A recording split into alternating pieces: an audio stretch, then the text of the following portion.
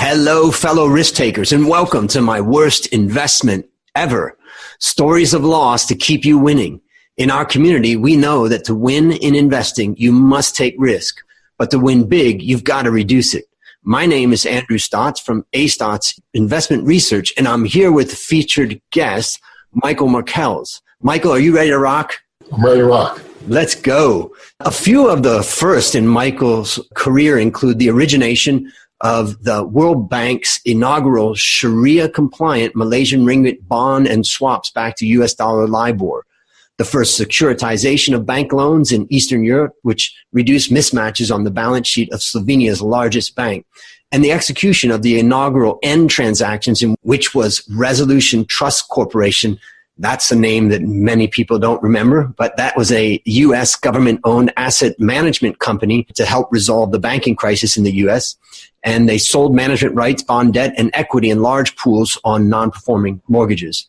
Mike is an expert at raising funds at scale for rated borrowers and pools of assets in structured transactions.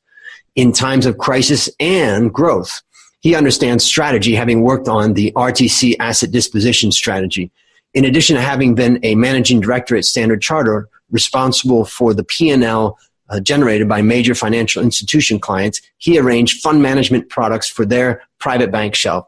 Mike has deep relationships in the financial markets, developed over 20 years in a series of resident assignments with the U.S. Treasury in Bosnia, the World Bank in Thailand and India, and with Standard Chartered Bank and ABN AMRO in Singapore and Thailand.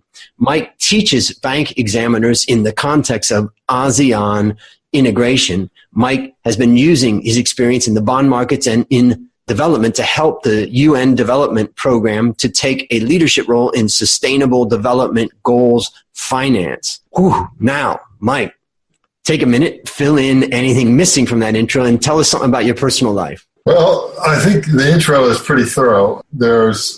So I won't bore you with more work stuff.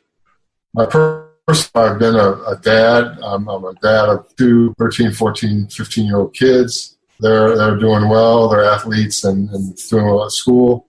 That's the good thing about Bangkok is the good schools. You can really let your kids fly, and for the money that you expect to pay. So the kids. I'm married to Thailand. I'm married to a Thai wife named Jazz. She's a wonderful person. I've done two smart things in my life. I've saved my money. I married a Thai woman, and that's worked out very well. Okay, so there's some possible advice for the end of the show. Yeah. Great. Well, now it's time to share your worst investment ever. And since no one goes into their worst investment thinking that it will be, tell us a bit about the circumstances leading up to it. Well, the circumstances leading up to it was volatility around the global financial crisis. We were in India at the time, and we were trying to consolidate, trying to be careful. And my wife got involved with the Fidelity platform where we invest. And she said, the US dollar platinum relationship is going out of whack. Maybe there's some money to be made there. And I said, well, we can check it out. I wasn't too hip on going along either in gold or platinum. But, my wife was interested. I didn't want to quash her interest in investing at all.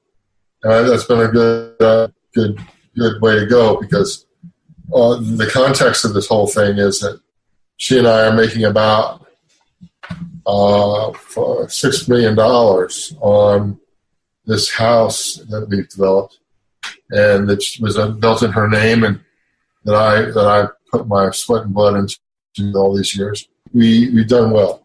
And we're about to cash out, and we're about to move back to the U.S. Mm. So even though we made this mistake, it turns out, in the context of the bigger stuff, not to be too big. The amount of money that we put into the gold and platinum relationship was about $225,000 at the time, and which is a huge amount of money for a speculative move like this. Mm. What we did was, she looked at the relationship over the past bit of time and felt that the platinum would climb faster, gold, over the foreseeable future, and we put bets on that. And turned out to be we lost probably, I don't know, $100,000 on $250,000 in